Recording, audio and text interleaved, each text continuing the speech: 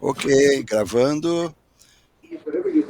Rohe Mapaema, sejam todos bem-vindos ao grupo de estudos Judaísmo para Todos, da CIBRA. Agradeço a participação de cada um de nós, que é importante. A gente está ainda com algumas pessoas entrando, mas isso é bem normal. E Baruch Abba Moré Raul Gottlieb. O Raul Gottlieb é, antes de tudo, um amigo da CIBRA e todas as comunidades liberais do Brasil. Ele é engenheiro aposentado, ex-empresário e um amante entusiasmado da cultura judaica, principalmente em seus fundamentos religiosos. Atua ativamente como voluntário na comunidade judaica há mais anos que sua memória consegue registrar.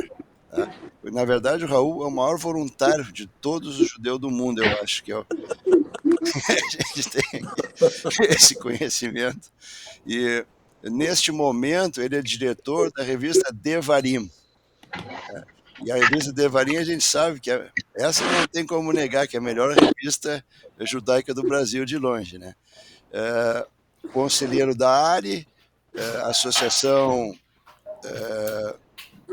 Israelita do Rio de Janeiro, participa da direção do movimento reformista latino-americano, participa da direção do Instituto de Formação Rabínico Reformista em Buenos Aires e da Academia Judaica da CIP de São Paulo. O Raul também foi diretor do projeto de tradução do Rumash Plauto para o português, esse que a gente usa no estudo das Parashot, e do projeto de criação do novo Sidur de Kabbalat Shabbat da ARI. Mora alguns meses por ano no Rio de Janeiro e alguns em Tel Aviv. É casado com Marina Ventura Gottlieb, tem 3 filhos e, por enquanto, 7 netos. Então, esse é o currículo humilde do Raul. Se vai botar o currículo completo, a gente realmente, né? Então, Raul, a palavra está contigo, tu é da casa. Obrigado. Fica completamente à vontade. Então, obrigado. Vocês também fiquem bem à vontade. Para botar o currículo completo, só faltava dizer ex-empresário, graças a Deus. A única coisa, aí ficava completo. Ótimo. Mas vamos fazer uma conversa, ok? Não se inibam em parar e perguntar. Eu não sei se aqui no Google Meet está para levantar o dedo, mas levanto. Eu não estou vendo todo mundo na tela, mas me interrompe se quiser perguntar. Tal, né? Então, vamos começar. Realmente uma conversa. Né? Vocês viram pelo currículo que a minha formação judaica formal ela é zero. Eu nunca fiz nenhum curso profundo de judaísmo. Faço um monte de... agora que me aposentei, faço um monte de cursinhos nessas plataformas que tem, e aí, mas não tem nenhuma formação acadêmica, fui para uma escola, saí com diploma, isso não tem. O que eu tenho é muita leitura. Eu leio muito, leio muita coisa judaica, meus filhos falam que eu só leio coisa judaica, que é uma injustiça, mas filho é injusto mesmo. E eu leio muita coisa judaica e fiz... há muitos anos atrás, tinha uma amiga que falou: Raul, vamos ler a Torá inteira? Isso estou falando mais de 30 anos. Eu falei: vamos, boa ideia. Fizemos eu e ela um grupo de estudo, toda semana a gente lia uma paraxá, discutia não sei o quê, fizemos isso 2 anos seguidos. A partir daí, me apaixonei muito pela Torá. Muitos ingredientes. Em um certo momento, como está com o microfone aberto, é bom não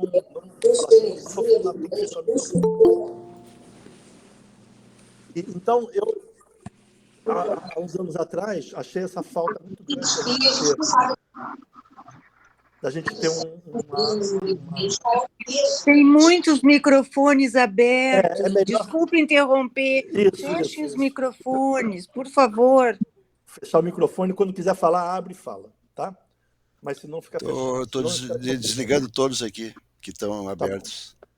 Então, eu, há muitos anos atrás, senti essa falta muito grande de ter um texto da Torá em português, em linguagem boa, não e moderna, e corriqueira, coloquial. E aí entrei num projeto que foi um projeto louco, que é de traduzir o Plaut.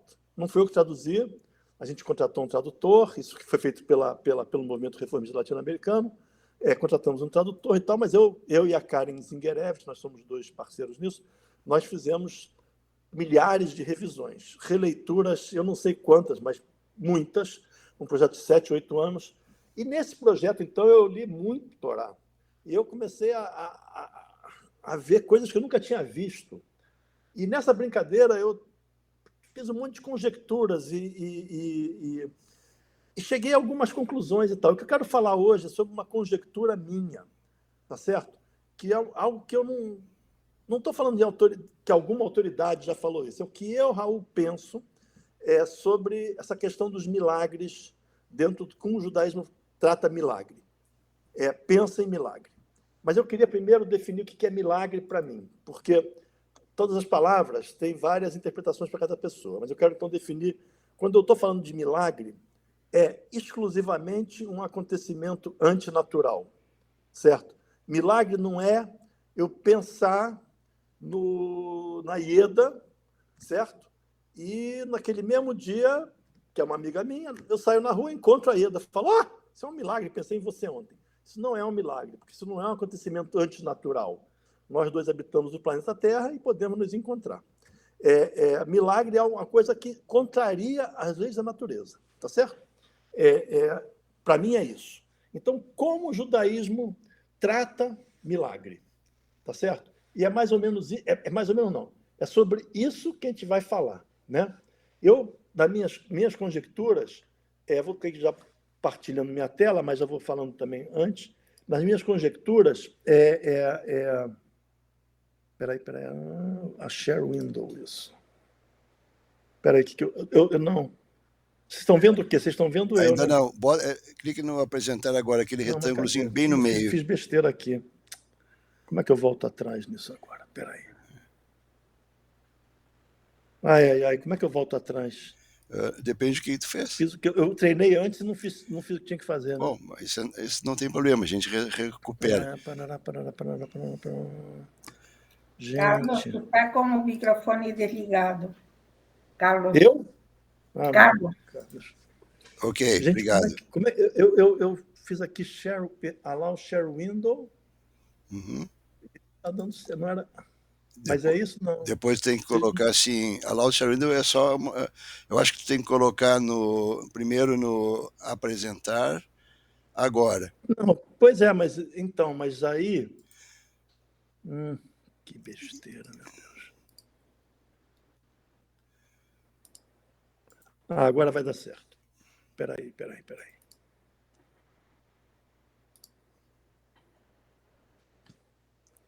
Isso. Entrou. Então, vou continuar a falar. Então, beleza. Na minha visão, então, eu defini o que é milagre, e na minha visão, milagre é algo que é um evento antinatural, né? Um evento antinatural. Não é algo que pode acontecer, alguma coisa fortuita, mas é algo que não podia acontecer pelas leis da natureza e acontece. E, para mim, o judaísmo, a história do judaísmo completa, assim, se a gente pegar um filme, desde a pré-história do judaísmo até hoje, ele conta uma história que é a história do afastamento de Deus da humanidade. O afastamento de Deus do convívio físico humano. Tá certo? O que é algo bem, vamos dizer assim, polêmico, mas eu vou tentar justificar o que eu quero dizer com isso. Ok? Então, eu peguei aqui uma porção de exemplos e de trechos e de pedaços da Torá, pedacinhos. talvez um pouco demais, e eu vou talvez não passar por todos, mas eu vou tentar, quando tiver achar que for está muito repetido, eu vou passar por cima, mas eu peguei aqui alguns que eu acho que são muito importantes. Então, eu quero começar com a pré-história do judaísmo. A pré-história do judaísmo significa os primeiros 11 capítulos da Torá, né? Antes de Abrão, antes de Lech Lechá. Então, é o Jardim do Éden, Caim e Abel, Torre de Babel e o dilúvio. Isso, para mim, eu chamo da pré-história, também como o Plauto chama. Então, na pré-história do judaísmo, a gente tem a primeira, não é a primeira, mas a presença de Deus no Gan Eden. Vocês conseguem ler aqui ou está muito pequeno? Eu consigo ler com facilidade. Então, olha só. Isso aqui é Bereshit, que é Gênesis 3:8. Então, Adão e Eva acabaram de comer a maçã, ou a fruta não é maçã. Então, assim tá. A hora da brisa do dia deve ser de tarde, né? Eles escutaram o som do eterno Deus andando pelo jardim. O homem e sua esposa se esconderam do eterno Deus em meio às árvores. Mas o eterno Deus chamou o homem, dizendo: onde você está? Ele disse: ouvi o som do Senhor no jardim e tive medo porque estava nu. Então me escondi. Então Deus disse: quem lhe contou que você estava nu? Você comeu o fruto da árvore que eu lhe proibi de comer? E assim continua. Se a gente olhar aqui, o que acontece aqui é que Deus não só conversa com Adão e Eva, mas como ele passeia com eles, ele enxerga eles, e eles enxergam Deus. Eles falam: estou ouvindo o barulho de Deus andando. Esse Deus aqui, nesse momento, é um homem, é uma pessoa, né, um humano. Tem que tomar cuidado hoje com essas palavras, com gênero, porque não pode mais falar homem, mulher, é humano. É um humano passeando por um jardim. Eles escutam ele, se escondem dele. Ele vem e fala: vi vocês, sai daí, estou vendo vocês. Então, eles batem um papo, né? Então, Deus aqui está dentro da terra, andando como nós todos, ok? Essa é a primeira figura de Deus, que não é a primeira figura de Deus, mas na terra é uma das mais fortes, né? Nessa pré-história, Deus andava junto com a gente, tá certo? Caim e Abel é parecido. O Eterno, então, disse a Caim, fala que ele desceu, que ele falou, não fala como ele falou, mas ele falou. Onde está seu irmão Abel? Ele respondeu: como é que eu vou saber? Acaso sou eu o guardião do meu irmão? E Deus diz: o que você fez? O sangue do teu irmão está gritando da terra para mim, etc, etc. Aqui Deus fala com Caim, tá certo? Não fala que ele está passeando e tal, mas está subentendido também que ele está conversando direto, como se a gente estivesse conversando nós aqui, ok? A única diferença é que Deus não tinha esse recurso do Zoom aqui, do Google, sei lá o que chama esse, mas fora isso ele estava conversando com Abel, com Caim na boa. A Torre de Babel, então o Eterno desceu para ver a cidade e a torre que as pessoas tinham construído. O Eterno disse, para quem que ele disse, né? Vejam, todos esses são um só povo com um só idioma, e isso é só o início de seus feitos. Agora nenhum de seus planos estará além de seu alcance. Vamos descer até lá e confundir suas falas. Deus desce. Quer dizer, da onde que ele desce? Deus mora no céu, e aí desce para a terra. É uma coisa física, ele aterriza. Como é que funciona isso, né? É um Deus também muito físico, que desce para ver. Ele não está lá em cima e vê tudo. Ele não está lá em cima e vê tudo. Ele tem que descer para ver. Tá certo? Ele é muito mais próximo de um ser humano do que a gente acha de Deus. O Eterno desceu para ver. Então vamos descer. E ele fala: vamos. Será que tem mais deuses? Essa figura de Deus aqui também é muito diferente daquela figura que a gente pensa do Deus monoteísta, que acabou sendo o que nós temos, e que um Deus que está lá etéreo, que ninguém percebe. Ele tem que descer para ver, né? E a última da pré-história aqui é essa depois do dilúvio, onde Deus não aparece. Mas ela é fundamental. Deus não aparece falando com o homem, mas ela é fundamental para a gente, para o meu raciocínio. Isso aqui acontece assim. Acabou o dilúvio, né? Noé estacionou a arca, saiu da arca com todos os animais e fez sacrifício de animais, mandando a fumaça para cima. A ideia dos sacrifícios na Torá sempre é que Deus cheira essa fumaça, que é a fumaça que é o cheiro da gordura, que vocês gaúchos sabem muito bem como isso é bom, né? O cheiro da gordura queimada é algo que aparentemente a humanidade sempre achou muito gostoso, e é. Então, o Eterno, inalando a fragrância tranquilizadora da gordura queimada, pensou, e agora vem a coisa mais importante: nunca mais levarei destruição ao mundo por causa do que as pessoas fazem, pois a mente humana se inclina para o mal desde a juventude. Nunca mais destruirei todos os seres vivos como agora fiz. Enquanto o mundo existir, plantio e colheita, frio e calor, verão e inverno, dia e noite, nunca terão fim. Essa passagem é extremamente relevante no entendimento do pensamento judaico em geral. Tem uma grande discussão judaica de qual é a frase mais importante da Torá. E cada um fala uma coisa, tem um monte, não vou falar aqui porque a gente não tem muito tempo. Eu acho que essa aqui é fundamental, não sei se é a mais importante, mas é fundamental. O que Deus está falando aqui é assim: eu, Deus, criei o mundo, tá certo? Porque ele tem poder de destruir, de criar, não sei o quê. E eu sei que a mente humana é ruim, então não vou mais ficar zangado. Quer dizer, vou ficar zangado, mesmo se a mente humana fosse ruim, mas não vou mais destruir todos os seres vivos. E aí vem, enquanto o mundo existir, plantio e colheita, frio e calor, verão e inverno, dia e noite, nunca terão fim. A natureza, o ciclo da natureza, nunca vai se alterar enquanto o mundo existir. Deus promete isso para si mesmo, não é nem para a gente, para si mesmo. Ele fala, a natureza vai ter um ciclo. Eu acho que um ciclo imutável, tá certo? Eu acho que essa frase é a base da pesquisa científica. Se a gente hoje está conseguindo se encontrar por Google Meet, é porque o ser humano entendeu que a natureza tem um método, tá certo? Esse método é lógico, racional e pode ser descoberto. Não, amor. Pode ser desvendado. Alguém quer falar alguma coisa? Que esse método pode ser desvendado, pode ser descoberto. Essa é a base do pensamento científico, tá certo? Se a gente achar, como muitos povos acham, algumas culturas acham, melhor do que povos é culturas, que Deus pode interferir em qualquer momento, em qualquer coisa, não tem por que eu fazer muita ciência, tá certo? Se eu fiquei doente, eu vou tomar remédio ou vou rezar para Deus? Porque Deus pode me pegar o remédio e falar, não, teu remédio não vale nada, o que vale é a minha reza. Então, essa é a base. E aqui, você vê que no final, porque isso aqui é o final dessa pré-história, antes de entrar Abrão na jogada, Deus fala, a natureza vai ser imutável.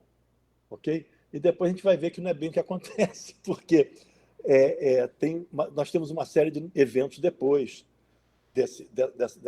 dessa afirmação aqui de Deus, aonde abre o mar, aonde manda pragas, aonde burro fala, o sol para no céu, tem um monte de coisa que Deus acaba fazendo também e tal, mas isso está na base, está aqui, né? Então, isso eu diria que é a primeira visão, um Deus muito próximo, muito próximo, andando por aí, conversando, falando, etc. E agora vamos entrar na história judaica, que é com os patriarcas, tá certo? O primeiro patriarca, então, é Abrão, e o Eterno diz para Abrão, Lech Lechá, sai da tua terra, do lugar de origem, da casa do seu pai, para a terra que eu lhe mostrarei. Você vê aqui Deus falando com Abrão. Mas Deus, a partir daqui, não fala com mais ninguém. Ele fala com Abrão, mas não fala com Sara, não fala com Abrão. Ok? Então, Deus conversa com Abrão igual Deus conversou com Caim, igual Deus conversou com Noé, mandou fazer coisas, mas sem falar que ele participou, que ele estava lá do lado, igual ele fala com Adão e Eva. Esse aqui é um exemplo de Abrão. Esse aqui é um outro exemplo de Abrão. Abrão está muito nervoso, porque Deus prometeu para ele que ele vai ter uma descendência muito grande. Ele fala, Deus, está dando algo errado, porque está dando ruim, porque eu não tenho filho nenhum. Né? Então, o que vai acontecer? O que você pode me dar quando irei morrer sem filhos e o herdeiro da minha casa é um dos meus empregados, que é o Eliezer da Damasceno. Mas a palavra do Eterno para ele foi, não será esse seu herdeiro, e sim um de que virá do seu próprio sangue será seu herdeiro. Levando-o para fora, Deus disse. Aqui, levando-o para fora, quer dizer, Deus ainda está transitando, ok? Ele pega Abrão, leva ele para fora da tenda e fala, olha para o céu. Essa frase é muito famosa, né? Erga os olhos para o céu e conte as estrelas se você puder contá-las. E Deus prometeu, assim será a sua descendência. Vai ter mais descendência do que as estrelas do céu. Então, vemos Deus aqui ainda conversando e interagindo de maneira mais próxima, né? E aqui, continuando Abrão também conversa com Deus outras vezes, né? Então, aqui é a história de quando, depois da circuncisão de Isaac, o Eterno lhe apareceu, lê aqui Abrão, perto dos cavalos de Mamre. O Eterno apareceu fisicamente. Então, enquanto ele estava sentado à entrada da sua tenda, na hora mais quente do dia, meio-dia, ao levantar os olhos, ele viu, eis três homens vindo a pé diante dele. Então, o Eterno apareceu e ele viu homens. Um desses homens é Deus, a gente vai ver que sim. Então, eles lhes disseram, os homens disseram, cadê Sara? Está ali na tenda. E um deles, não se fala qual, disse, esteja certo que retornarei até você nessa época, no próximo ano, e sua esposa Sara terá um filho. E os homens agora mais para frente, os homens agora partiram e foram em direção a Sodoma. Enquanto Abrão permaneceu diante do Eterno. Tinha 3 homens, os 2 foram para Sodoma, a gente vê depois na história de Sodoma que tem 2 que vão para Sodoma, e Deus fica com Abrão. Então Deus fica lá e começa uma conversa, né?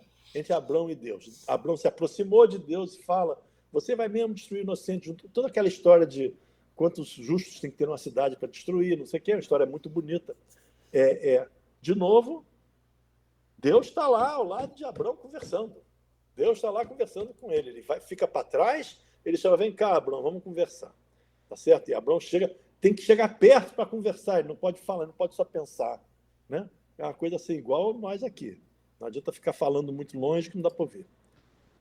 Outro patriarca, Isaac só tem esse slide, ele basicamente imita a vida de Abrão, ele é um patriarca com uma vida muito fugaz, muito pequena. Então, o Eterno lhe apareceu e disse, mais uma vez o Eterno aparece para alguém, para o Isaac, e fala. Sempre os patriarcas, o Eterno aparece e fala. Aqui não fala se ele... não tem nenhum momento, não tem nada mais antropomórfico, né, do que a fala, mas está aqui Isaac. Com Jacó, Deus é muito mais prolífico. Jacó sonha, né? Ele sonhou e eis que havia uma escada, essa é uma das passagens mais lindas da Torá, né? Eis que havia uma escada fixada no chão, o topo alcançava os céus, e os anjos de Deus subiam e desciam por ela. E eis que o Eterno estava postado acima dela e dizia, eu sou o Eterno, seu Deus, pai de Abrão, pai de Isaac, a terra sobre a qual está deitado, eu darei a seus descendentes. E os seus descendentes serão iguais ao pó da terra, você se espalhará para o oeste, para o leste, para o norte e para o sul, e por meio de você, seus descendentes serão... todas as famílias da terra encontrarão as bênçãos. É uma repetição do Lech Lechá um pouco. Mas aqui Jacob realmente vê Deus, mas vê num sonho. Tá certo? Aqui é um sonho. Mas Deus fala com ele num sonho, algo que a gente vai ver muitas vezes para frente. Já não é tão próximo quanto Abrão e quanto Isaac. Mas ele vai encontrar com ele também. Né? Aqui é outro episódio de Jacó, de Jacó lutando com aquele anjo, que ninguém sabe se é um anjo ou não. Então Jacó ficou sozinho e um homem lutou com ele até o raiar da aurora.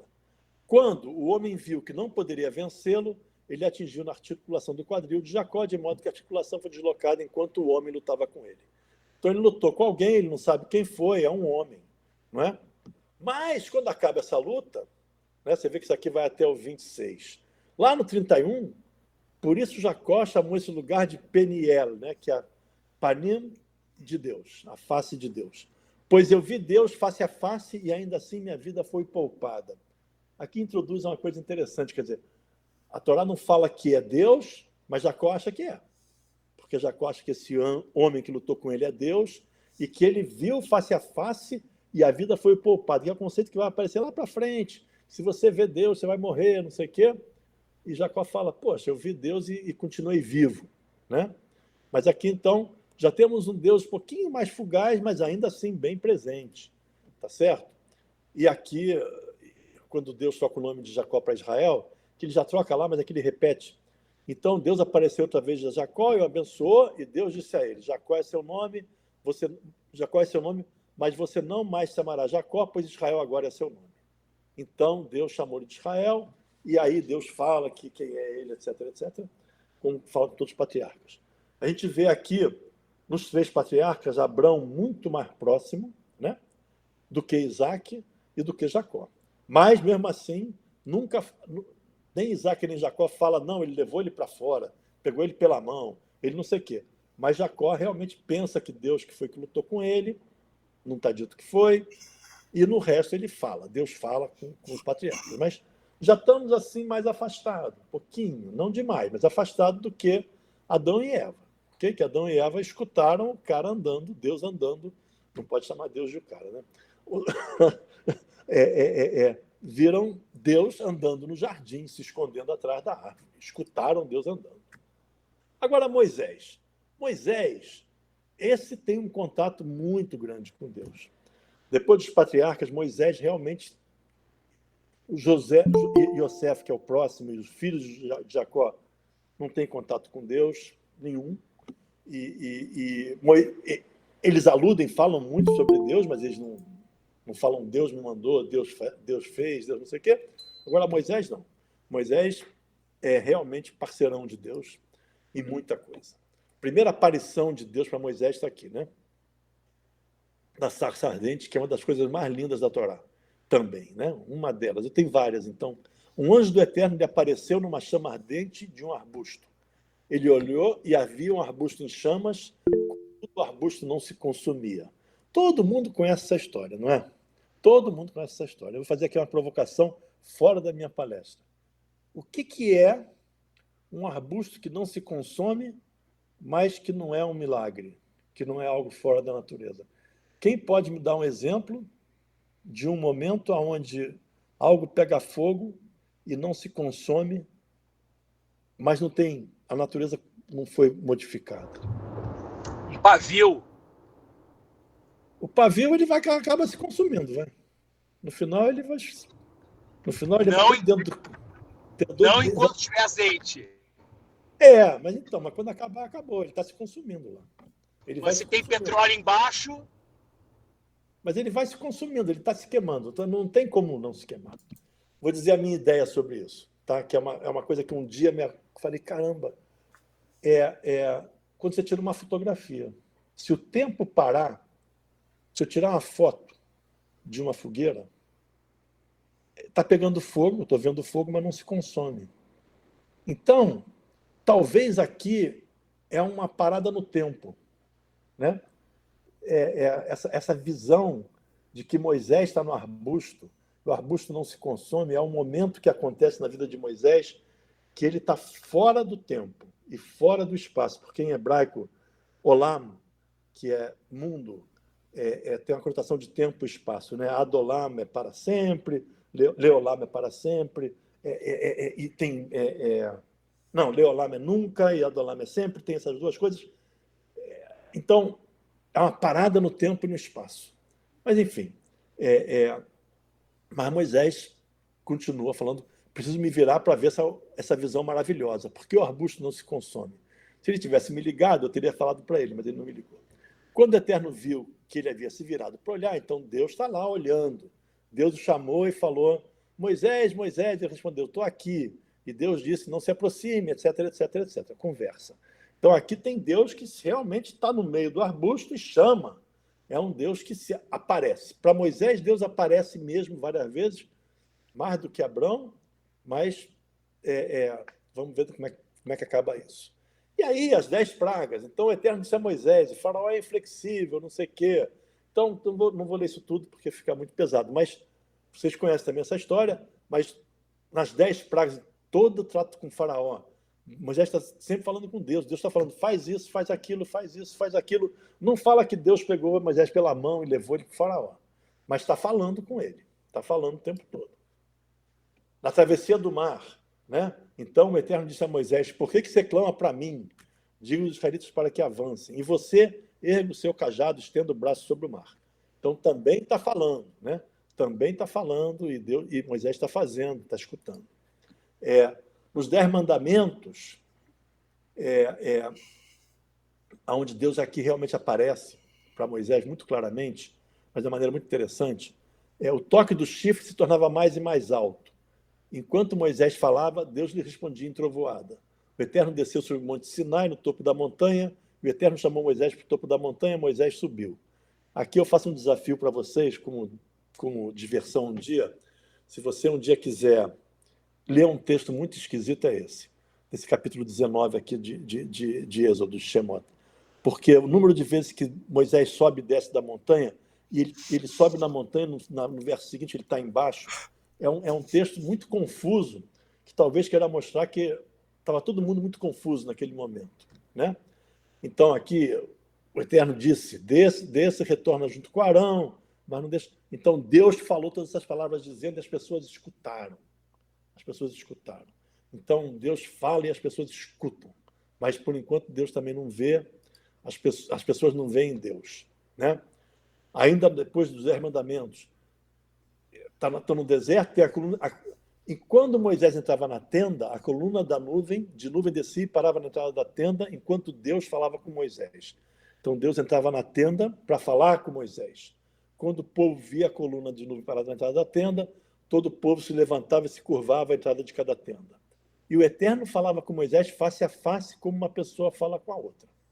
Então, aqui, a Torá fala que Moisés falava com Deus sendo uma pessoa, face a face. Tá certo? Depois a gente vai ver que logo aqui, não é bem assim, né? Agora Deus está entregando as tábuas da areia para Moisés pela segunda vez.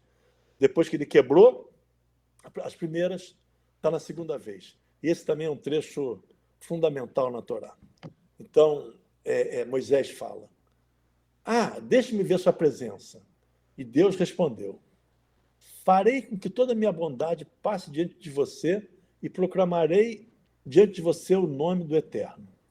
O nome é sempre a característica na Torá.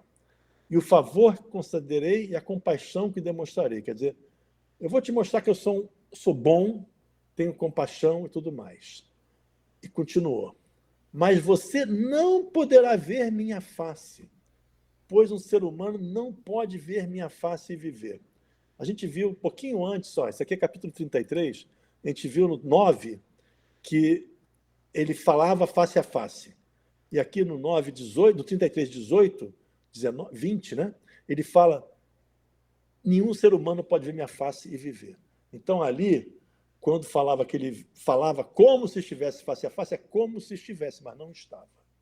Tá certo? Porque um ser humano não pode ver minha face e viver. Como que Deus vai deixar Moisés ver ele?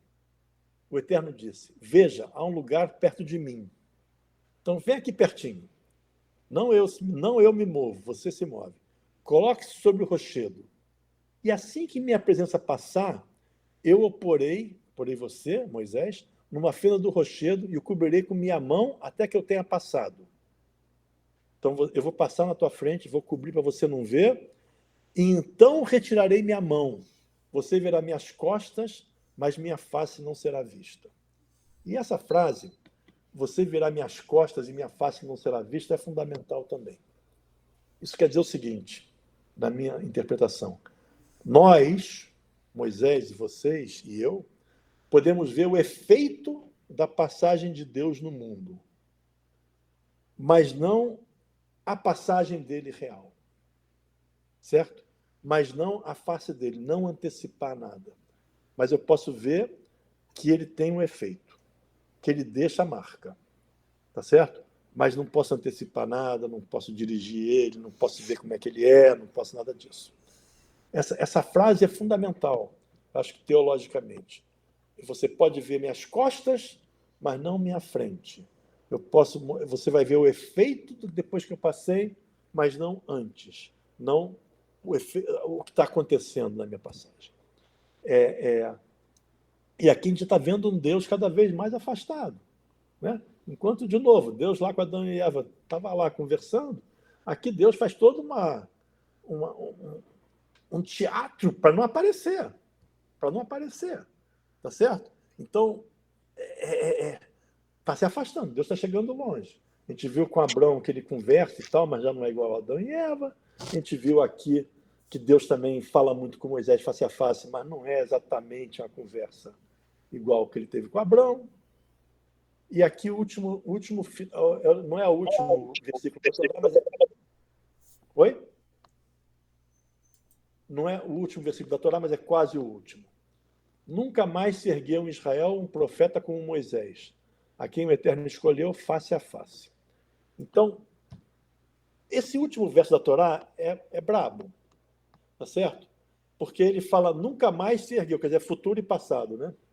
Nunca mais é futuro e se ergueu é passado, tá certo? Mas a Torá, o texto hebraico está com esse futuro e passado lá.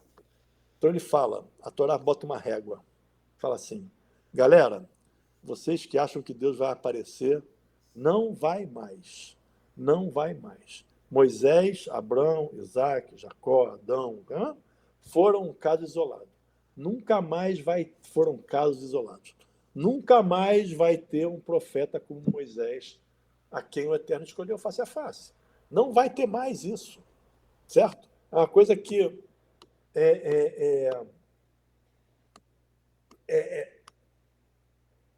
tá tirando Deus da jogada. Fala, ninguém mais vai poder ver Deus. E aí vocês vão perguntar, mas Raul, e todos os profetas que viram Deus? Como é que foi isso? Né? Como é que Deus volta para falar com os profetas? Tá certo? Já que nunca mais vai ter alguém que o Eterno vai falar face a face. Tá certo? Vamos então ver como é que é a história dos profetas. Agora, já depois da Torá, né? Estamos ainda dentro do Tanar, ok? Que os profetas estão no Tanar, e o Talmud, que depois do Tanar também, mas já depois da Torá. Depois dessa frase fundamental de que nunca mais ninguém vai ver Deus face a face. Como é que os profetas falam? Então, aqui peguei alguns profetas, 4. Como é que começa o livro desses profetas? Tá certo? Yeshayahu, Isaías. As profecias, traduzido profecias, mas é visões, palavra em hebraico, visões, de Yeshayahu, filho de Amós, que profetizou a respeito de Eudá e Jerusalém nos dias de Uziá, Yotam, Ahaz e Ezequiel, reis de Eudá. Sim, Deus não fala com Yeshayahu. Yeshayahu tem visões que foram mandadas por ele por Deus, sonhos, premonições, inspirações, deduções. A gente pode escolher o que a gente quiser, mas a palavra de Deus vem a Isaías através disso. Ele não vê, ele não enxerga, ele não conversa. Se há um diálogo aqui, é um diálogo igual do meu diálogo com a minha mulher, que é unilateral, ela fala e eu escuto, não tem outro tipo, né? É esse tipo de diálogo, tá certo? Deus fala e Yeshayahu, então, comunica. Esse é o profeta judeu. O profeta judeu não é a pessoa que prevê o futuro. O profeta judeu é uma pessoa que deduz o futuro baseado no que ele acha que Deus gostaria que a gente fizesse e não está fazendo. Essa talvez é a melhor definição do profeta judaico que a gente tem. É a pessoa que deduz esse futuro. E você vê, tanto em Isaías como em quase todos os outros, que tem um ponto determinado de tempo, não é uma coisa universal. Tá certo? Ele profetizou a respeito de Eudá e Jerusalém. Tá certo? Do reino de Eudá, Jerusalém é a capital do reino de Eudá. Nos dias desses 4 reis. Ele não profetizou antes, nem depois, nem o que vai acontecer hoje. Nada. É um comentarista político daquela época, deduzindo daquela época. Tá certo? Então, mesma coisa com Jeremias, Yermial. As palavras de Yermial, filho de Hilquiá, um dos sacerdotes de Anatot, definindo quem é ele, morava no território de Beniamim. As palavras de Deus veio até ele nos dias do rei Yoshayahu, que é Josias, né? Então, as palavras de Jeremias, que recebeu, que a palavra de Deus veio até ele nos dias do rei Josias, onde ele estava no território de Beniamim. Também muito definido geograficamente e temporalmente. Tá certo? Muito definido, geográfico e temporalmente. Moisés, no arbusto, estava num lugar, na minha visão, indefinido temporalmente. Aquilo ali era uma parênteses no tempo e no espaço. Aqui não, aqui tem tempo e espaço. Ezequiel e Ezequiel, mesma coisa. No 13º ano, no 5º dia do 4º mês, só não falta a hora, né? Tem dia e tem a data. Quando eu estava na comunidade de exilados do rei Shebar, aonde ele estava, do rei Shebar, os céus se abriram e eu tive visões de Deus. Olhou para cima e viu Deus lá. Ele teve visão de Deus, não fala que Deus realmente apareceu para ele. Ele teve visões naquele dia, naquele momento, naquele tempo. Tá certo? Esses são nossos profetas. Malachi é o último profeta da Torá, do Tanar. Tá certo? E ele é muito diferente dos outros. Primeiro, Malachi não é um nome próprio. Malachi quer dizer Malach Sheli, meu anjo, meu enviado. Tá certo? E ele não tem essa coisa temporal e espacial. Tá certo? Ele não tem. Ele fala assim, a palavra de Deus para Israel é um nome bem genérico, através de Malachi, através do meu enviado. E Malachi não tem algo geográfico, não tem um componente político, e também não é um texto muito original. É uma mistura de muitos outros pedaços de outros textos, um texto pequeno, mistura de pedaços de outros textos. É como se ele fosse assim um post-scriptum de todos os profetas. Tá certo? Tem 12 e ele é o 12º. É um post dos 11 primeiros, como se fosse escrito sem ter historicidade. Tá certo? Então, esse é o último profeta que foi colocado no Tanar. Tá certo? E o Talmud fala isso. O Talmud, aqui nesse capítulo aqui, fala isso. Hagai, Zecharia e Malachi foram os últimos profetas. Agora, essa frase é importante a gente parar e pensar. O Talmud está dizendo, igualzinho está dizendo, Moisés foi a última pessoa que falou com Deus face a face. O Talmud está dizendo, esses 3 profetas aqui, Hagai, Zecharia e Malachi, foram os últimos profetas. Depois deles, não tem outros profetas. Depois dele, Deus não fala com os homens nem por visão. Nem por visão. Tá certo? Então, a minha percepção de que a história da Torá, a história judaica, a história do afastamento de Deus do convívio, né, começou aqui. Quer dizer que depois dele ninguém mais fala. Eu trabalhei durante muitos anos, né, na minha empresa e tal, e viajava para caramba, para cá e para lá. E quando você está viajando, eu acordo muito cedo, e você fica, eu não gosto de ficar sozinho demais. Então eu sinto falta. Então eu ligo a televisão às 6 da manhã. O que passa na televisão às 6 da manhã, há 20, 30 anos atrás? Programa de evangélico, tá certo? Então, todos eles estão profetizando. E todos eles estão falando mal um do outro.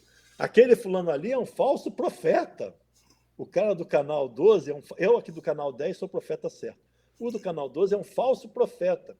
Estão todos eles profetizando. Porque todos eles sabem, eles veem as visões de Deus. O judaísmo fala, não tem mais isso. Tá certo? Esses são os últimos. Ele coloca também uma linha aqui. Já colocou uma linha no final da Torá e falou, não tem mais essa gracinha de Deus vir conversar com a gente, tá? E aqui ele fala, não tem mais a gracinha nem de ter visões de Deus. Nem de ter visões de Deus. Ok? Acabou isso. Como isso aqui é um pouquinho seco, né? Então, o Talmud inventou uma outra história. Agora eu falei uma coisa aqui, muita gente vai falar, não é bem assim, né? O Talmud tem uma outra história, que vou me dedicar a ela um tempo, que é super interessante sobre essa visão talmúdica, que é a visão rabínica, que é a nossa cultura atual, de Deus se afastando completamente do nosso convívio. Completamente, ok? Então, essa história acho que é super interessante, não sei se alguma vez alguém já viu, mas vou repetir ela. A história chama-se, ela não se chama Não Está no Céu, esse foi o título que eu botei. As histórias do Talmud não têm título. Isso aqui eu traduzi de inglês para português e fiz umas reduções. A história é a seguinte, o prólogo aqui, né? Prólogo. Tem um grupo de rabinos discutindo, no Talmud tem sempre um grupo de rabinos discutindo. Esse é o enredo constante do Talmud, né? Um grupo de rabinos está conversando, e o que eles estão conversando sobre? Eles estão conversando sobre se um determinado forno é kasher ou não. Porque o forno de barro tem areia no meio, então isso torna ele kasher, a areia descasheriza, casheriza. Para nós isso não interessa nada. E esses fornos chama-se forno de Aknai. Aknai é o nome de uma cobra.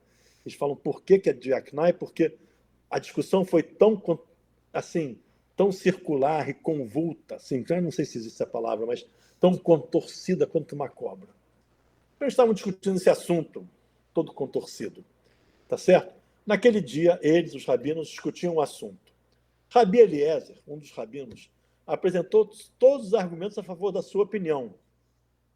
Os outros rabinos falaram, não, você está errado. E Rabi Eliezer não se conformou com isso. Depois de não conseguir convencer os rabinos com os argumentos lógicos dele, Rabi Eliezer disse para eles, se a Allahá está de acordo com a minha opinião, essa árvore, aí aponta para uma árvore, vai provar, ou provará. Na hora que ele fala isso, a árvore levanta, sai das raízes, anda 100 metros, na verdade na Torá, no Talmud não são 100 metros, é a medida da outra, mas anda 100 metros e se planta de novo. Tá certo? Que acho que nunca ninguém viu isso acontecer, né?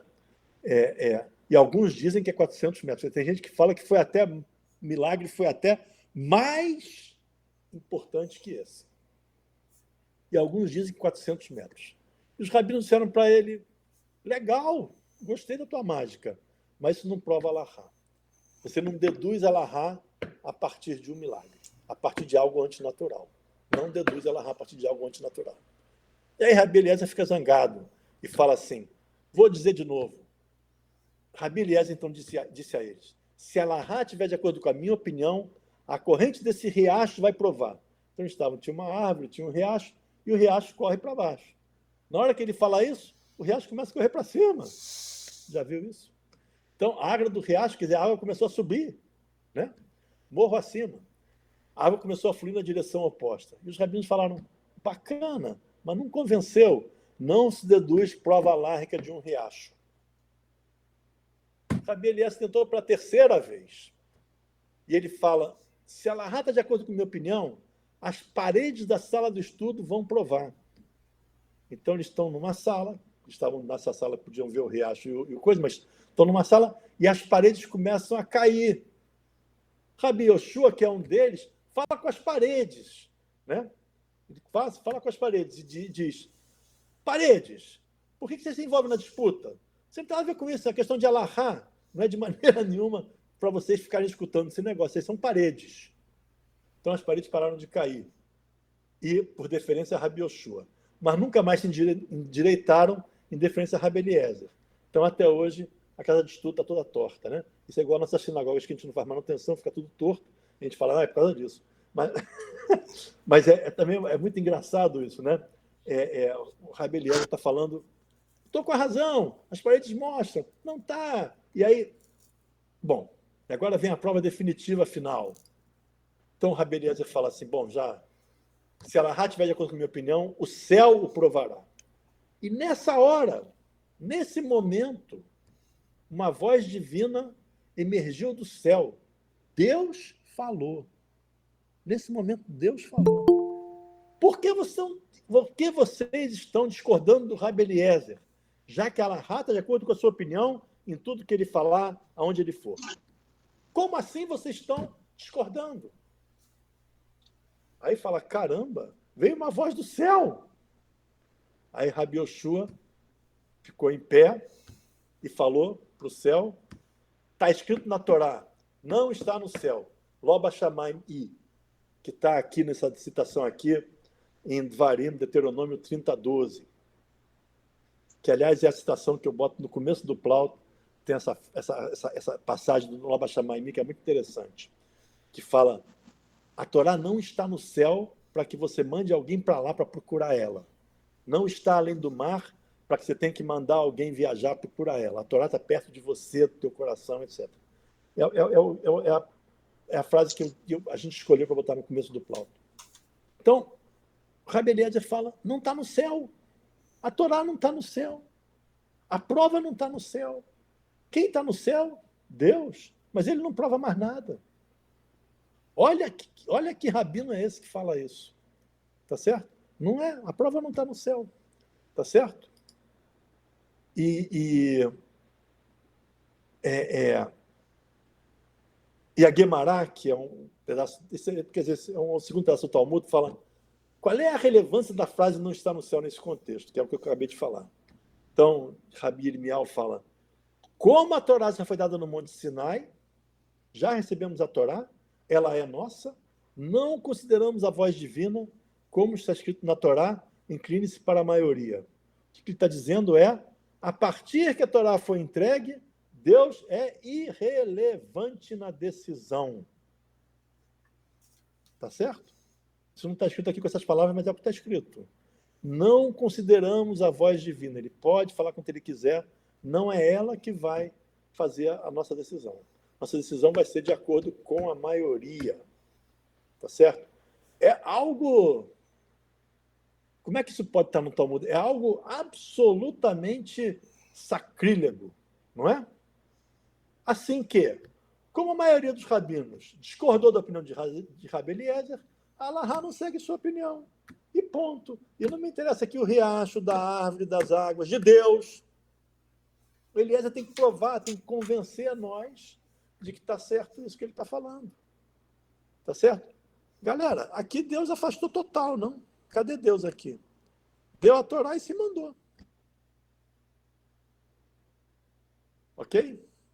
Mas a história continua e ela tem um final mais surpreendente do que esse que está até aqui agora, que já é bastante surpreendente. Né? E a Guemará relata. Anos depois, Rabi Natan encontrou o profeta Elial. E aqui vamos entender o que quer dizer isso, porque quando você encontra Elial Hanavi é porque você morreu. Okay? Elial Hanavi, o profeta Elial, aquele que a gente fica esperando no ceder para ele entrar, e bota o copo de vinho para ele, etc, etc. Ele a Torá fala que, a Tanar fala que ele não morreu, ele subiu vivo para o céu, e ele está lá. Isso a Tanar não fala, mas a nossa tradição acha que ele está lá esperando a gente. Tá certo? Ele vem visitar, ele faz a ponte entre nós e o céu, etc. Então, quando Rabi Natan encontrou o profeta Elial, quer dizer que Rabi Natan morreu, subiu no céu e fala para Elial, Hanavi, fala para ele, o que a Kadosh Baruch Hu, né, o santo bendito seja ele, fez naquela época, quando Rabi Yoshua falou, Labashamayim, não está no céu. O que Deus fez? Qual foi a reação de Deus quando falaram para ele, Deus, você não manda aqui na gente? Né? Então, eles pressupõem que Rabi Elial estava lá com Deus estava vendo esse negócio todo, e fala, o que ele fez? O que Deus fez? E aí é a coisa mais ousada possível. E Elial respondeu, a Kadosh Baruch Hu sorriu e disse, meus filhos me venceram. Quer dizer, ele disse, eles têm razão. Eles me ganharam. Eles ganharam dos meus argumentos.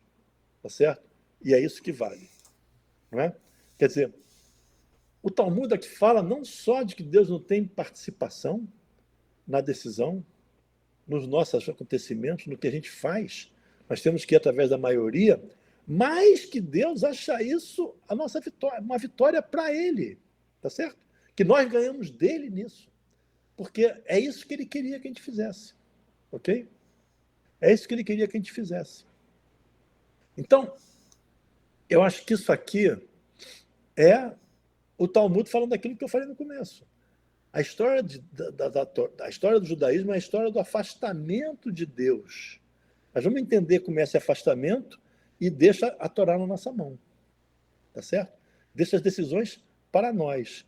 Cada vez que alguém chegar para você e falar, porque está escrito, você fala, Loba Shamayim, e responde isso para ele. Certo? Quando vier um cara e falar, não, mas você tem que fazer assim, assim, assim, assim, você fala, por quê? Porque está escrito, você fala, mas não está escrito, mas não está no céu. Não é o céu que decide, somos a maioria que decide. Está no Talmud. Pega aqui, anota aqui, Bava Metzia 59b, e fala para o cara, olha só, vai ler esse negócio que você não leu. Né? Você não leu. É uma visão muito singular judaica. Muito fora do que todos nós pensamos que é a religião. que é o império de Deus sobre nossas decisões, sobre nossas coisas. Não é isso que todo mundo acha? O religioso é o cara que faz o que Deus manda. Não, o judaísmo não fala isso, não. O judaísmo tem 3 conceitos, né? Que a gente tem essa visão muito clara da criação, revelação, redenção. São as 3 partes, né?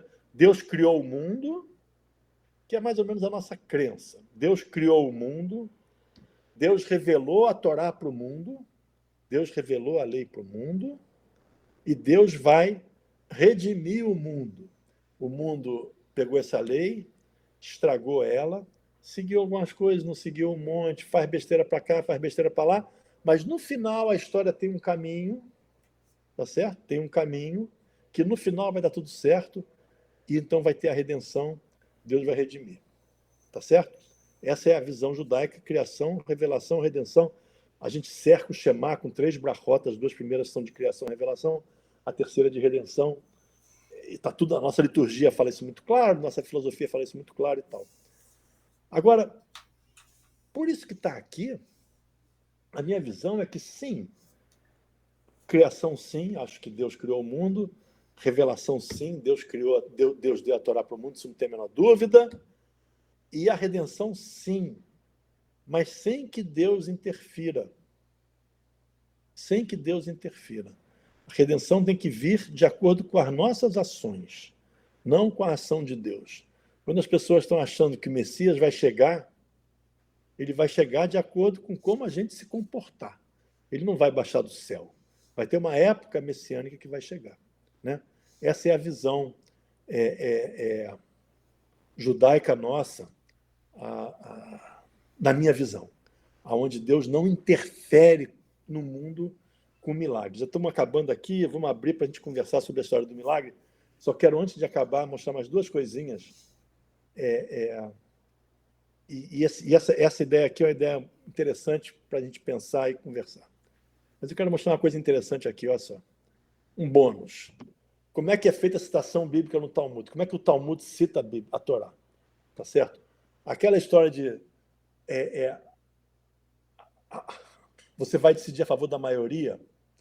A frase de onde eles pegam, essa que está escrito aqui em hebraico, e a frase que eles pegam para provar isso no Talmud é essa que está aqui em vermelho.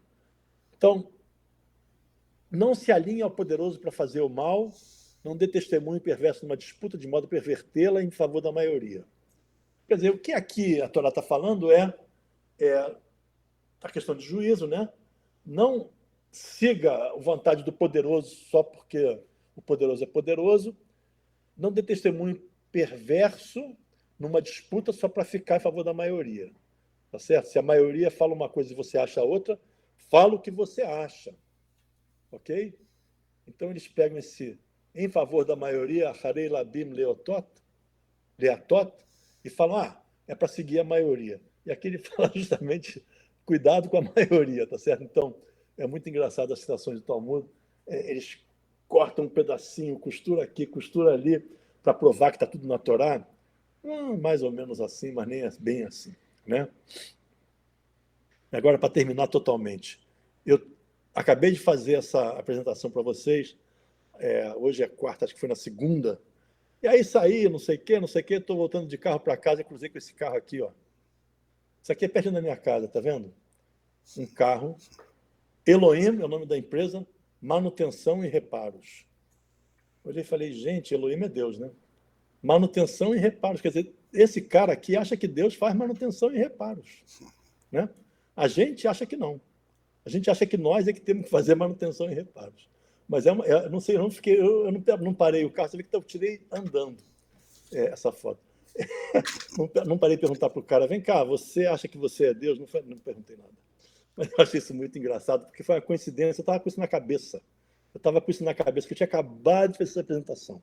E falei, gente, como é que me passa um carro chamado Elohim Manutenção e Reparos? Falaram, Raul, não é nada disso. Deus sim faz manutenção e reparos, né? Então, essa eu vou tirar aqui a apresentação. Vamos voltar aqui. E agora, eu estou abrindo aqui, tá certo? para a gente discutir, conversar um pouco sobre isso. Quer dizer, evidentemente, o que eu mostrei aqui é um Deus, é uma história que eu acho que é muito, muito lógica, né, muito racional, de que realmente a Torá vai falando. A Torá, quando eu falo Torá toda, a literatura rabínica vai falando, Deus foi se afastando, Deus foi se afastando. Chega nesse final deles falarem, Loba Shamayim, acabou, ele já deu, a gente não quer jogar lá fora, mas agora é com a gente. E milagre, não. Então, Deus não interfere em nada, nem nas opiniões dele. Como é que vocês veem isso? Vai. Quem quer discordar mais fortemente disso? Uma pergunta bem sacana minha. Fala, Ítalo. Não, Tá me vendo bem? Não, estou vendo você bem. Estou perfeitamente. Tá me ouvindo? Perfeitamente. Sim. Sim. Eu concordo com você quando você falou. Boa noite, primeiramente, né? Gostei da palestra. Eu concordo com você quando você falou que Deus se esconde, se ausenta. E isso é notório em toda a história dos judeus. E eu acredito também em um Deus que ele goste de relacionamento. Eu creio nisso. Por quê? Eu vejo em Isaías 6, tu citou Isaías 1. Mas em Isaías 6, eu queria que também você compartilhasse o que Isaías viu. Porque em Isaías 6 vai dizer que Isaías viu o Eterno assentado no seu trono. Né? O Isaías 1 vamos dizer assim, na minha visão, se eu estiver errado, me corrija. Isaías estava mais ou menos, né? Mas no capítulo 6 é quando ele tem aquele confronto com Deus. Deus confronta ele e eu acho que a percepção de Isaías, portanto, até o comportamento mesmo de Isaías em relação ao seu povo muda. A forma de Isaías enxergar o seu povo muda. Antes, Isaías era muito mais sentencioso, muito mais duro nos capítulos anteriores. No 6, ele começa a mudar, porque eu acredito que todos que têm um confronto com Deus assim, de alguma forma, começa a ficar mais sensível ao seu próximo. Então, aí Isaías 6... Sim. Olha só, é muito claro, essas visões dos profetas, mais de um profeta teve visão de Deus. Ezequiel e Ezequiel, o capítulo 1 de Ezequiel, se alguém for engenheiro, desenhista, sei lá, qualquer coisa, eu quero que leia, é outra coisa, anota para se divertir. Lê e tenta desenhar. Certo? É assustador. Não, ele desenha ele fala do trono de Deus, 4 rodas que viram para todos os lados, e as asas que estão em todos os lados, e para frente. Não dá para entender. É uma coisa mais ou menos igual a subida e descida no Monte Sinai, que se você ler aquilo ali você não consegue fazer aquilo, você não consegue fazer um teatro daquilo, porque não faz muito sentido. Mas são visões. Então, eu acho que isso é a literatura dizendo é uma visão, você tem uma visão confusa, você não consegue entender direito, mas você percebe isso. Agora, são visões, Ítalo, são sonhos, são visões, não é sonho. Não é sonho. É visões. Ele foi visão. E pode ter uma visão de que ele, então, depois disso, ele muda a sua vida. Isso existe, isso acontece pra caramba conosco. A gente, de repente, se confronta com alguma realidade, alguma coisa, que a gente fala, pô, aqui agora eu mudei. Porque eu vi algo que eu nunca tinha percebido. Isso. Né? Isso existe. Sim. Mas isso não significa que ele realmente viu Deus. Agora, mesmo se ele realmente viu Deus na imaginação dele, ou concretamente, os rabinos falam no final, não tem mais profeta. Ninguém mais viu. Então, mesmo se isso aqui, interpretar como você está falando, uma coisa concreta, real, mais tarde o pessoal fala, não está no céu, não está vendo. A voz pode vir, mas não vou escutar. Entende? Então, o judaísmo tira. Isso é muito bonito. Porque se eu deixasse o judaísmo ser uma religião onde Deus faz tudo, o que somos nós? Não. Né? Aí já teria... Aí É como se o ser humano tivesse ausência ou tirasse sobre si o peso da responsabilidade. E nunca foi essa a intenção de Deus. Nunca foi. Nunca foi. Você vai ver muita teologia, religião, que fala, não, está escrito. O que você fizer, tanto faz, está escrito. Não adianta, ele está fazendo o quê? Isso tem muita gente que fala. A nossa teologia é muito diferente. Eu só consigo ter essa teologia diferente se eu tiro esse está escrito. Entende? E o está escrito é isso. A natureza vai se comportar de acordo com o que Deus quiser. E não de acordo com as tuas ações, as ações dos teus vizinhos. Mas de acordo com o que o Deus quiser. Está escrito. Se o teu vizinho invadiu tua terra, é porque Deus quis. Deus deixou. Não, nem tudo é assim. Mas você vai chegar nisso. Você não tem como raciocínio não chegar nisso se você não entender que Deus não está por trás das coisas. Tá certo? Vamos falar. Então, achei super interessante a tua palestra, fantástica. A minha mulher sempre fala das tuas palestras, não tinha tido o prazer de assistir ainda, foi muito melhor do que eu podia imaginar. Bom demais. Eu acompanhei teu raciocínio, achei que foi bem legal, mas é claro que eu vou tentar vou jogar um ping-pong com você, eu vou bater na outra direção, tudo bem? Mas é isso mesmo. Então tá. Só para brincadeira. Então, primeiro, é evidente isso, né, que existe um afastamento de Deus. Pelo menos, no primeiro momento, parece que há um afastamento de Deus. Né? Só fazer um reparo lá em Samuel, né? Samuel bate um papo cara a cara com Deus, né? Tem um papinho aí, né? Muito íntimo lá, né? O papo era direto.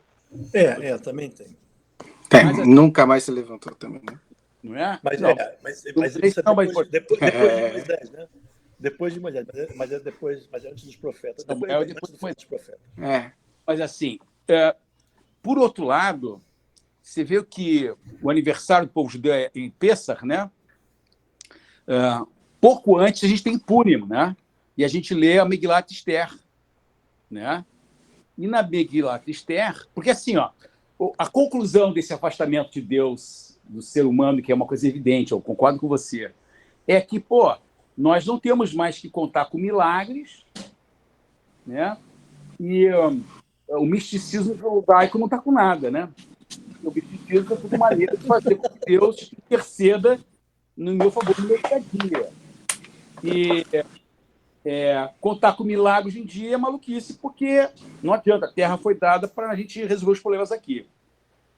Mas a gente pode também fazer uma leitura um pouco diferente. E quando vem Esther, ela conta as inúmeras maneiras como Deus vai intervindo sem aparecer. E aí a gente acaba vendo, ao contrário da intervenção divina, que antes dependia de proximidade física, espiritual, material, é como se, progressivamente, ao longo do Tanar, Deus vai impregnando a experiência humana, os atos humanos em cada gesto. E isso já era insuspeito antes, porque ninguém diz que quando Deus, endurece o coração do faraó, que o faraó não era malvado. Mas tem uma intimidade com a ação de Deus que vai ficando mais clara a cada momento, pelo menos ali no episódio da Rainha Esther. Eu não sei até que ponto que, de fato, Deus fica mais distante ou fica tão íntimo que não consegue mais ser distinguido do ser humano, né?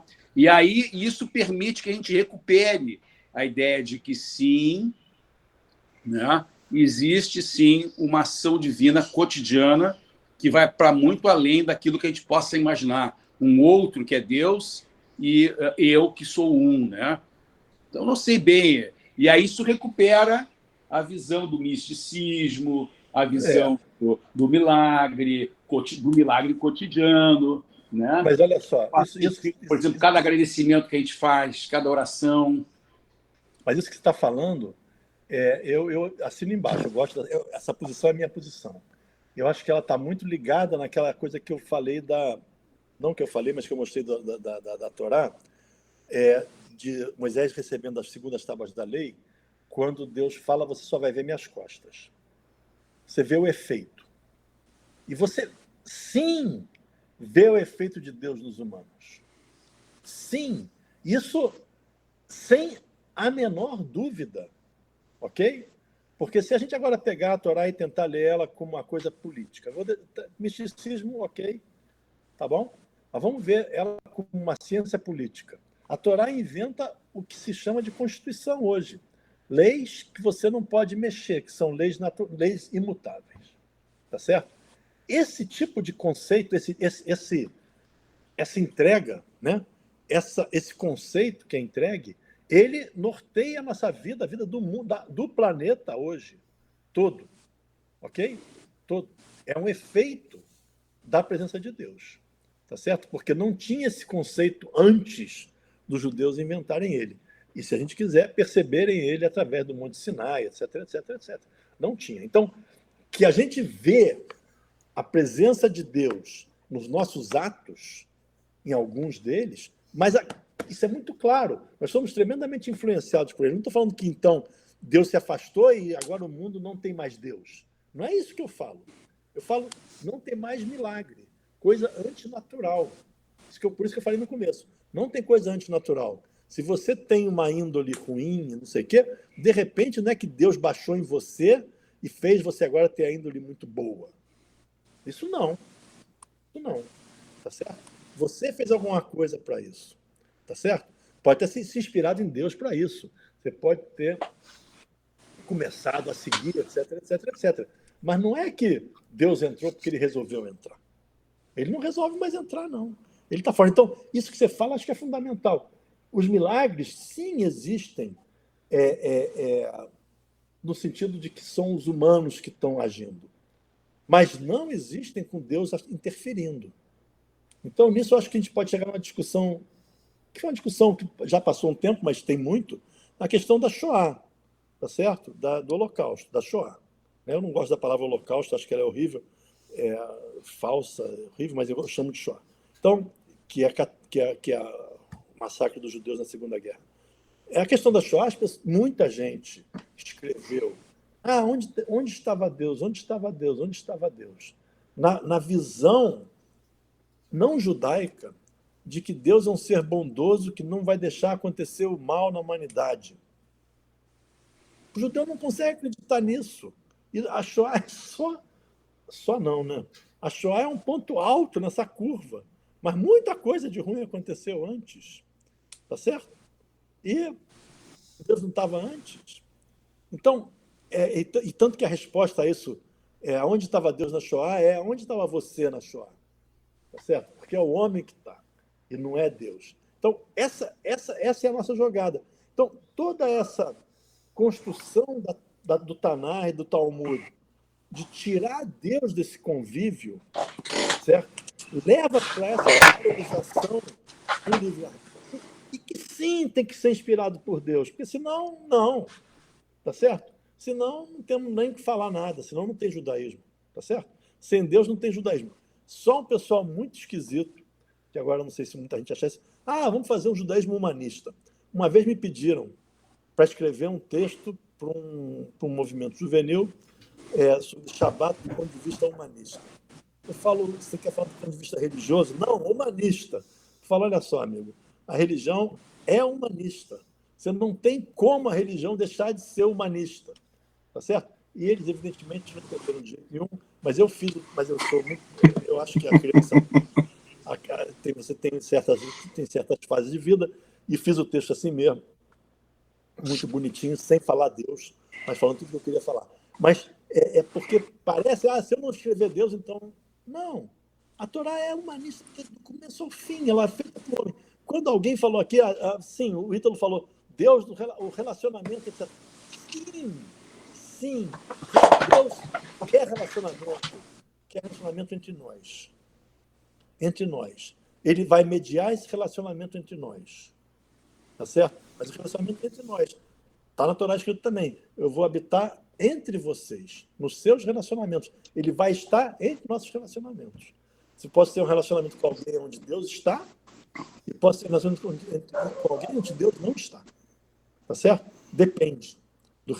Não é todos os relacionamentos. Então, ele está em alguns relacionamentos, vamos dizer assim. Não é? Então, essa é a ideia. Essa é a visão. Agora, eu acho que para a gente chegar nisso, que é o nosso judaísmo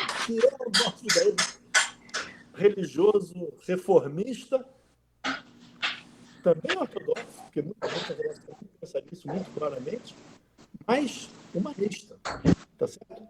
Centrado no homem. Deus criou o mundo, Deus revelou a Torá e vai redimir o mundo pela ação do homem.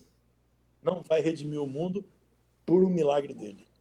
A missa é a repetição de um milagre, né?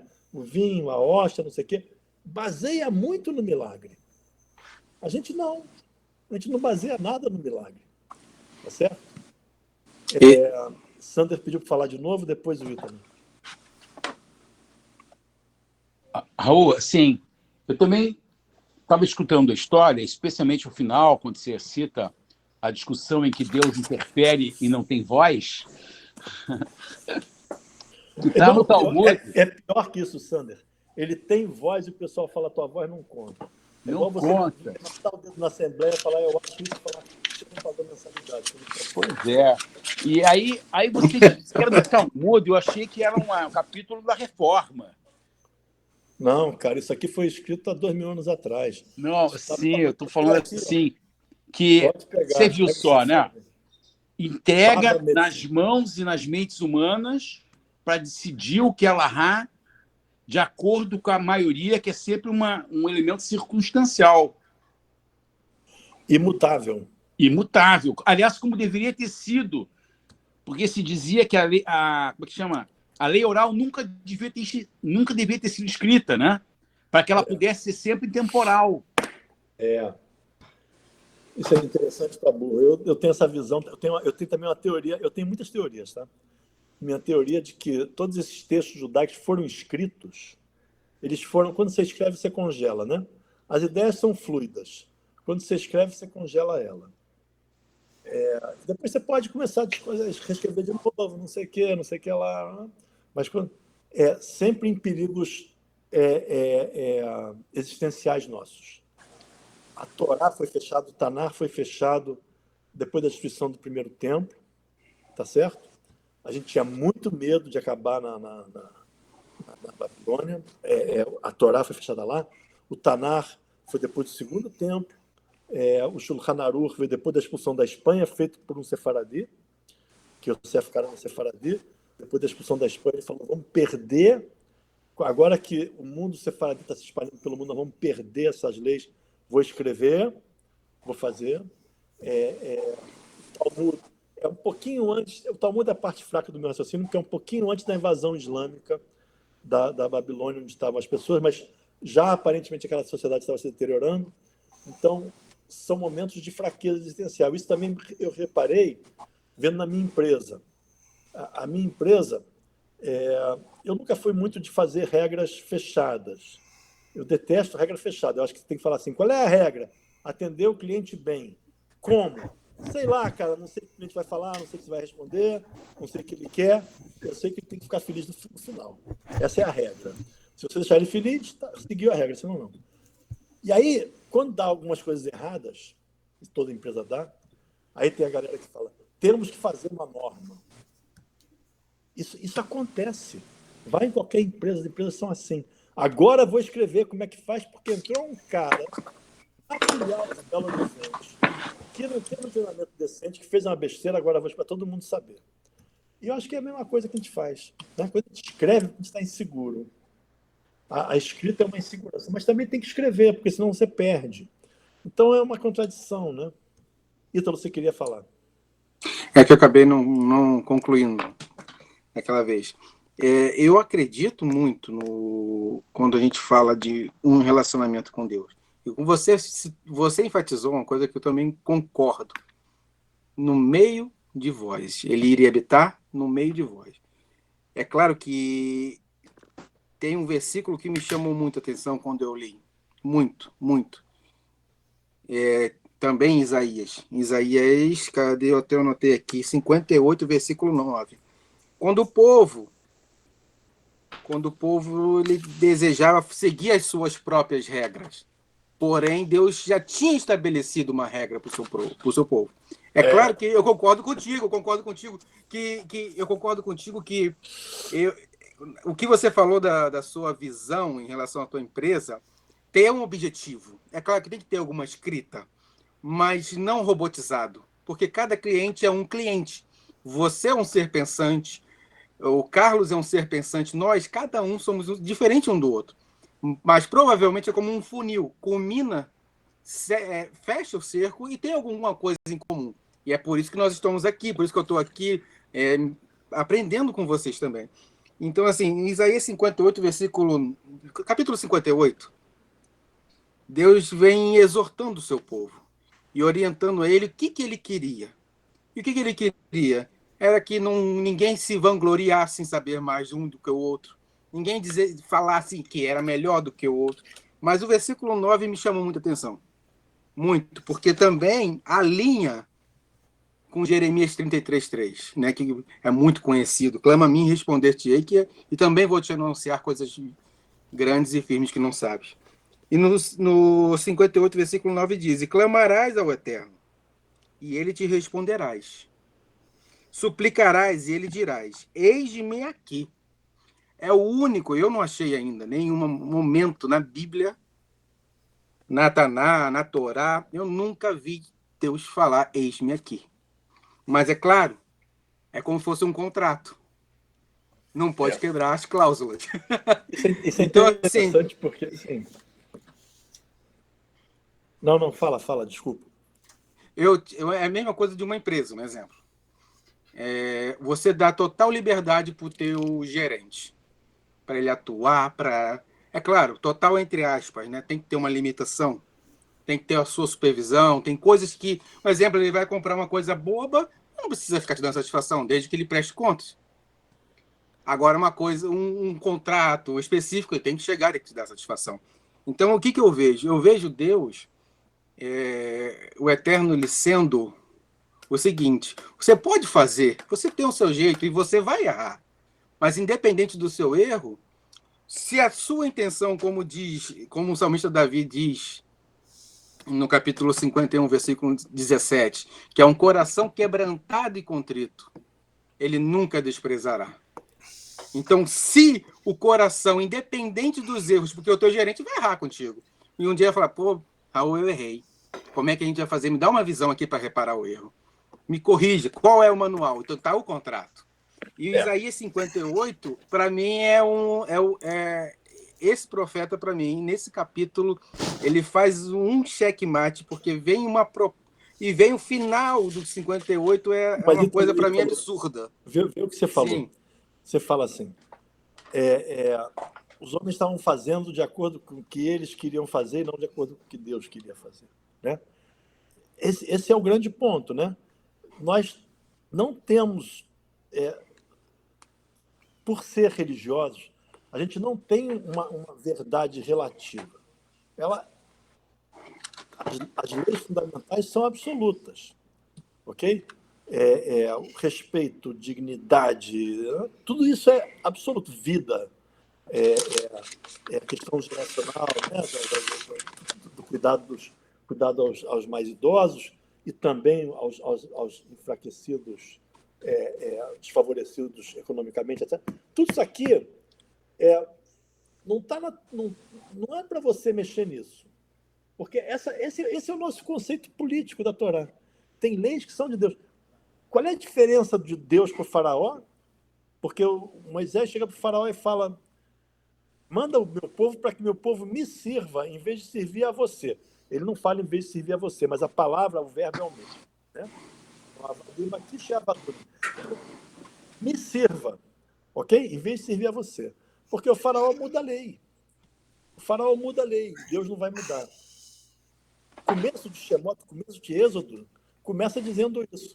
Apareceu um faraó que não conhecia José. Quer dizer, chegou um faraó que mudou as leis. Aí você está sujeito a uma mudança de lei. Então, contrariando o que é a democracia grega, onde a maioria decide e acabou. Tá certo? Não é. Não é. A democracia, a maioria não decide sobre tudo. A democracia decide até um certo ponto. Tá certo? Isso não está nessa história da Allahá, não fala até um certo ponto, mas sim, essa é a visão do final. Geral do judaísmo, tá certo? O judaísmo existe por causa disso. Porque se não fosse isso, ele seria igual a todos os processos da Terra. Até aquele momento. Sem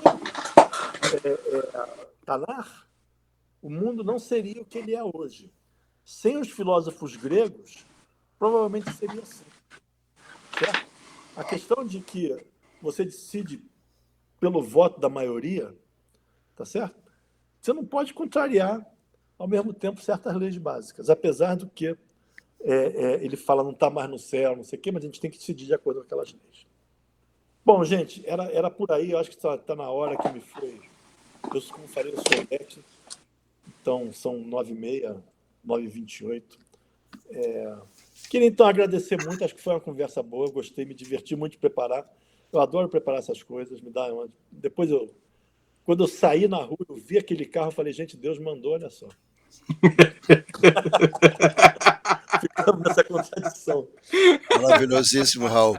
Raul, queria te agradecer muito por ter participado com a gente aqui e adorei muito a tua visão, muito bem elaborada, muito bem pensada, é uma visão bem realista mesmo do que é a visão judaica, a relação de Deus com o humano. Eu não vou fazendo que nem tu, não estou falando nem homem nem mulher, estou falando com o humano. Não pode. E eu não sei se não vou levar bronca, eu não falei a humana, mas eu não sei o que eu falo. Não. Human being, pronto, não tem nem humano nem humano.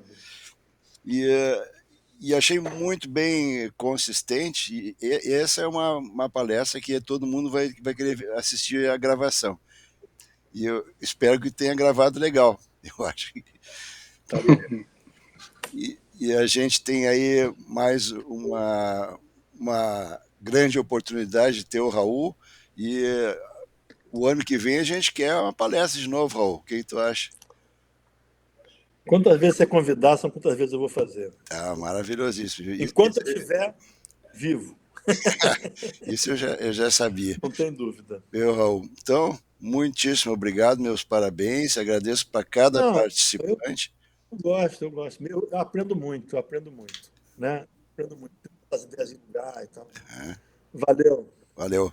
Então tá, pessoal. Só agora um aviso. Eu agradeço, né? E boa noite. Obrigado, Raul. Boa noite, Raul. Tchau. Então tá. Semana que vem, dia 24 de maio, teremos Conversão e Lei do Retorno com a Ethel Scliar. Tá? Depois tem mais informações sobre a próxima palestra. Um abração para todos. Até a próxima. Abraço. Até a próxima. Obrigado.